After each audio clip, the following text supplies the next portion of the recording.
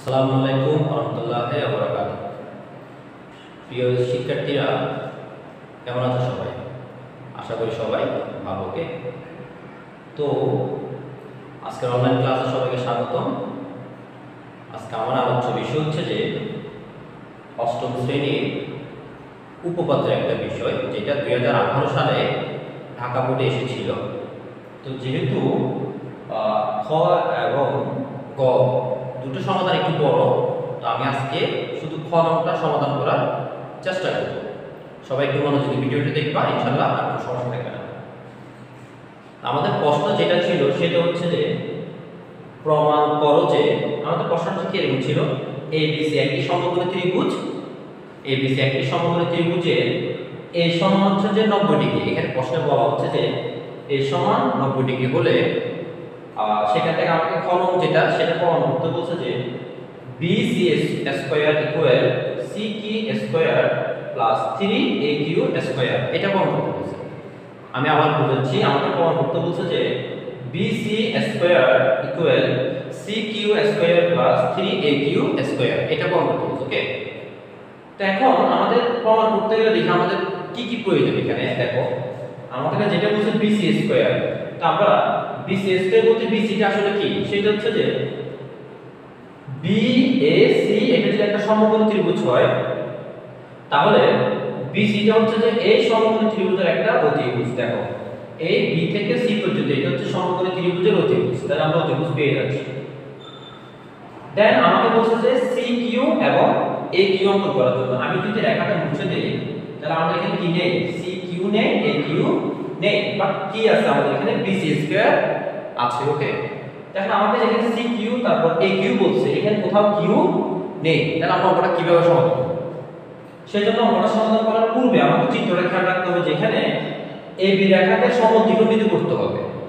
AB রেখা কেমন ভাবে সমদ্বিখণ্ডিত করতে হবে এবং তার নামকরণ করতে হবে Q রেখা, মানে Q বিন্দুতে AB কে Q বিন্দুতে ছেদ করতে হবে। ওকে, তারপর আমরা কি করব, দেখো এখানে CQ বলছে, CQ মানে কি, তাহলে CQ মানে হচ্ছে C এর সাথে Q এর একটা কি থাকবে, সম্পর্ক থাকবে। এই চিত্রটা ভালো করে অঙ্কন করতে হবে। ওকে, এখন দেখো আমি কিভাবে অঙ্কটা সমাধান করতেছি। আমাদেরকে যেহেতু প্রমাণ করতে বলছে যে BC square equal CQ square plus 3AQ square, এখন আমি যদি খেয়াল করি যে পুরো চিত্রটা খেয়াল করলে এগুলো অতিভুজ হচ্ছে দুইটা, একটা হচ্ছে B থেকে C পর্যন্ত একটা অতিভুজ, আর একটা হচ্ছে যে C থেকে Q পর্যন্ত, এখানে আছে অতিভুজ দুইটা, একটা হচ্ছে যে CQ আর একটা হচ্ছে যে C এবং B, দুইটা অতিভুজ।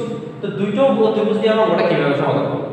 তো আপনাদেরকে মনে রাখতে হবে, প্রথমত আমাদেরকে দুইটা ত্রিভুজকে আলাদা আলাদা করে নিতে হবে। দুইটা ত্রিভুজ যদি আমরা আলাদা আলাদা করি, প্রথম আমাদের ত্রিভুজটা হচ্ছে সমকোণী ত্রিভুজটা হচ্ছে যে আমাদের এটা হচ্ছে যে A Q দেন হচ্ছে C একটা, আরেকটা হচ্ছে যে সম্পূর্ণটা হচ্ছে এটা, সম্পূর্ণটা হচ্ছে আমাদের এটা যে A B and E C, দুইটা ত্রিভুজ। এখন এই দুইটা ত্রিভুজের মধ্যে আমরা দুইটা অতিভুজ পাচ্ছি না, তো অতিভুজ মানে তো অতিভুজ নির্ণয় করার একটা সূত্র থাকে, পিথাগোরাসের উপপাদ্য সূত্র আমরা অ্যাপ্লাই করি এখানে, পিথাগোরাসের উপপাদ্য সূত্র। দুইটা অতিভুজ যেহেতু আমরা এখন দুইটা অতিভুজের জন্য দুইটা পিথাগোরাসের উপপাদ্য সূত্র অ্যাপ্লাই করব। তাহলে আমি লিখলাম, দেখো আমরা দুইটা সমকোণী ত্রিভুজ, একটা হচ্ছে যে QAC, তাহলে আমরা লিখলাম যে ত্রিভুজ QAC সমকোণী ত্রিভুজ হতে পারে। দেখো QAC এটা একটা সমকোণী ত্রিভুজ, এই সমকোণী ত্রিভুজ থেকে আমরা কি পাচ্ছি, QAC সমকোণী ত্রিভুজ হতে পাই। দেখো QC এটা চতুর্ভুজ, তাহলে প্রতিভুজ স্কয়ার, আর AC যদি কোণ এটা হয় তাহলে এটা হচ্ছে লম্ব AC square plus AQ square.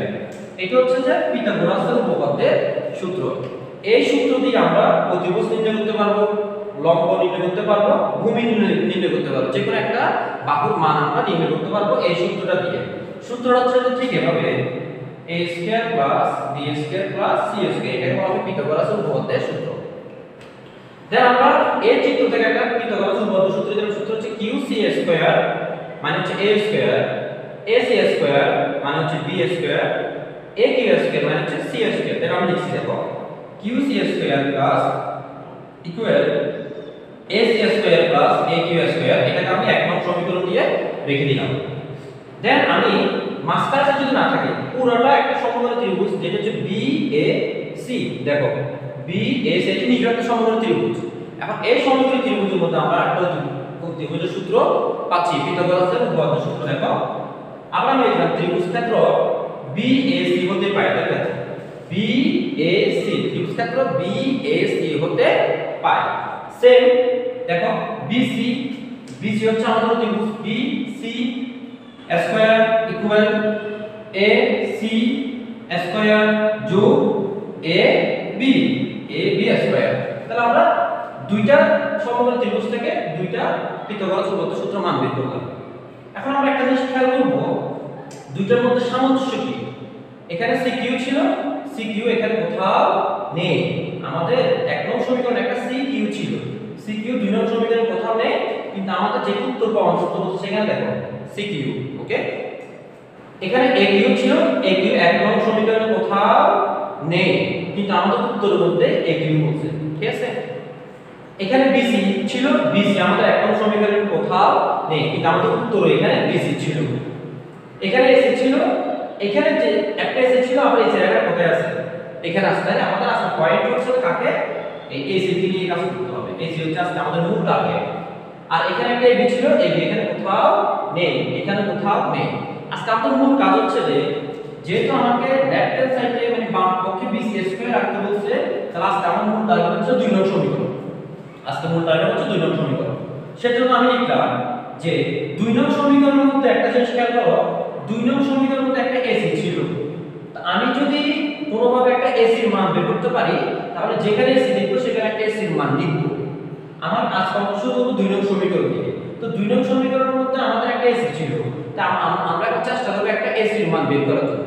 তা আমরা যদি AC এর মান বের করতে পারি তাহলে ওটা আমাদের জন্য খুব সহজ হয়ে যাচ্ছে তাহলে AC আবার কোথায় ছিল AC ছিল 1 নং সমীকরণে এখন আমরা 1 নং সমীকরণ থেকে AC রাশির মান বের করব সেজন্য আমি লিখছি যে 1 নং হতে পাই তাহলে 1 নং সমীকরণ কি ছিল আমাদের CQ square equal AC square plus AQ square এটা আমি লিখলাম 1 নং সমীকরণটা যেভাবে ছিল সেভাবে লিখলাম এখন আমাদের কিসের মান প্রয়োজন AC স্কয়ার মান প্রয়োজন আমি এই দুটোটাকে বাম পাশে নিয়ে আসলাম আর এটাকে আমি ডান পাশে নিয়ে আসলাম এভাবে একসাথে পক্ষান্তর করলে কোনো সাইনের পরিবর্তন হয় না ওকে দেন আমার কিসের মান প্রয়োজন একটা AC বাহুর মান প্রয়োজন দেন আমি যেটা মান প্রয়োজন সেটাকে রেখে দিচ্ছি আর যেগুলো মান প্রয়োজন সেগুলো রাইট হ্যান্ড সাইড করেছি মানে পক্ষান্তর করে দিচ্ছি দেখো ACটাকে আমি AC জায়গায় বসালাম আর এখানে যেটা AQ ছিল এটা প্লাস ছিল এটা এই পাশে এসে কি হয়ে যাচ্ছে মাইনাস হয়ে যাচ্ছে তার মানে কি দাঁড়াচ্ছে এখন আমরা যেখানে AC লিখব সেখানে আমরা এই পুরো মানটা বসাবো ওকে এটা 1 নং সমীকরণ শেষ এখন আমরা কি করব অঙ্কটা শুরু করব 2 নং সমীকরণ দিয়ে সেজন্য আমি লিখলাম যেখানে 2 নং সমীকরণে একটা AC ছিল এখন আমরা যেখানে AC লিখব সেখানে কি লিখব CQ square minus AQ square তাই না সেজন্য আমি লিখলাম যে 2 নং এ AC স্কয়ারের মান বসিয়ে পাই মানে আমাদের যে 2 নং সমীকরণ ছিল সেখানে AC স্কয়ারের মানটা এখন আমরা বসাবো তাহলে আমি লিখলাম যে 2 নং এ AC স্কয়ারের মান বসিয়ে পাই তো 2 নং সমীকরণ কি ছিল এখানে একটু ভালো করে দেখো BC square equal AC square plus AB square এটা 2 নং সমীকরণ এখন আমি তো বলছি 2 নং সমীকরণের মধ্যে যেখানে আমরা কি লিখব AC স্কয়ার লিখব সেখানে আমরা কি লিখব এই মানটা লিখে দিব এই মানটা আমরা লিখে দিব তাহলে দেখো এখানে একটা AC স্কয়ার ছিল 2 নং সমীকরণে আমাদের কি ছিল একটা AC স্কয়ার এবার খুব ভালো করে দেখো যেখানে AC স্কয়ার ছিল সেখানে আমরা এই AC এর পরিবর্তে কি লিখব CQ square minus AQ square দেখো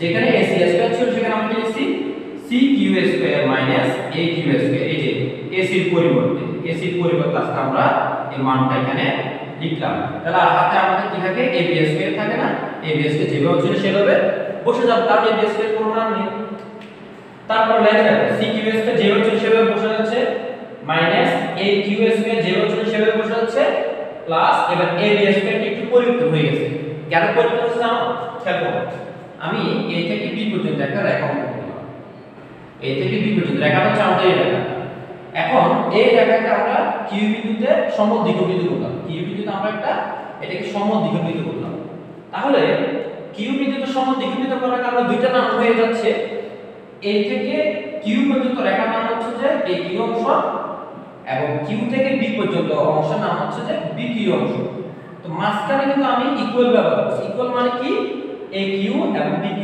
দুটোজনই সমান। তো AQ এবং BQ দুটোজন যদি সমান হয়, আমার উত্তরে একটা AQ নিয়ে আসতে হচ্ছে, BQ নিয়ে আসতে পারে না। তাহলে আমরা কি এই যে এখানে যেটা BQ তাকে কি আমরা AQ ধরতে পারি না? অবশ্যই তাকে আমরা AQ ধরতে পারি। তাহলে আমরা বলতে পারি যে AB সমান হচ্ছে যে দুইটা AQ এর যোগফল। একটা AB বিষয়টা হচ্ছে এরকম, সুতরাং AB সমান হচ্ছে যে AQ প্লাস AQ, দুইটা AQ যোগ করলে আমাদের কি হয় AB হয়। তাহলে AB সমান হচ্ছে যে 2AQ, দুইটা যদি আমরা কি যোগ করি AQ যোগ করি তাহলে কি হয় একটা AB হয়। তাহলে যেখানে আমরা AB দেখব সেখানে আসলে কি লিখব 2AQ। দেখো যেখানে আমরা AB দেখব সেখানে আমরা কি লিখব 2AQ। তাহলে আমরা AB দেখলে 2AQ লিখব, AB স্কয়ার না, সেজন্য এটাকে বর্গ করলাম, বর্গ করার পর যেখানে AB থাকবে সেখানে আমরা কত লিখব 2AQ। বুঝতে পারছো এটা? তাহলে AQ এবার দেখো এই 2 এটা একবার 2 এর সাথে হবে, তাহলে 2 দুগুণে কত হয় 4 হয়। তারপরে স্কয়ারটা একবার AQ এর সাথে একবার হবে, তাহলে AQ স্কয়ার। তাহলে CQS কে জ্যামিতি হিসেবে বসাতে হবে, AQS কে জ্যামিতি হিসেবে বসাতে হবে। এবার এখানে যেমন ছিল 2AQ স্কয়ার গুণ করলে কত হয় 4AQ স্কয়ার। ওকে, এখন আমরা CQS কে জ্যামিতি হিসেবে বসাতে হবে। এবার দেখো এখানে হচ্ছে 4টা AQ স্কয়ার, এটা প্লাস, এখানে হচ্ছে 4টা AQ স্কয়ার, এটা প্লাস, আর এখানে হচ্ছে একটা AQ স্কয়ার, এটা মাইনাস। তাহলে প্লাস মাইনাস কি হয় মাইনাস হয়, মাইনাস মানে বিয়োগ করব। তাহলে 4টা থেকে যদি একটা চলে যায় আর কয়টা থাকে 3টে AQ থাকে। এই দুইটার মধ্যে বড় সংখ্যাটা কে 4AQ, যেহেতু বড় সংখ্যাটা একটা প্লাস সেজন্য আমরা এখানে লিখব প্লাস করব। তাহলে আমাদের উত্তর কি দাঁড়াচ্ছে CQ square plus 3AQ square. দেখো তাহলে দেখো এবার BC স্কয়ারটা আমরা এখানে লিখে দেই। তারপর এবার দেখো আমরা উত্তর যেটা প্রমাণ করতে বলছে, প্রমাণ করো যে BC square equal CQ square plus 3AQ square. দেখো BC square equal CQ square plus 3AQ square প্রমাণিত। তাহলে আমরা যারা এই অঙ্কটা পারবো তারা এই ধরনের অঙ্ক সবগুলো ইনশাআল্লাহ পারবো, কারণ আমি আজকে এটা যেভাবে বুঝাইছি পরবর্তী ধাপ এভাবে করতে হবে। তো আমরা একটা অঙ্ক যদি ভালো করে করতে পারি ইনশাআল্লাহ পরবর্তী অঙ্কগুলো আর কোনো সমস্যা থাকবে না। তো তোমরা এইভাবে খুঁজে খুঁজে এই ধরনের অঙ্কগুলো খুঁজে খুঁজে বাসায় প্র্যাকটিস করার চেষ্টা করবা। আর যদি কোনো সমস্যা থাকে আমাকে জানাবো। ওকে, থ্যাংক ইউ, আসসালামু আলাইকুম।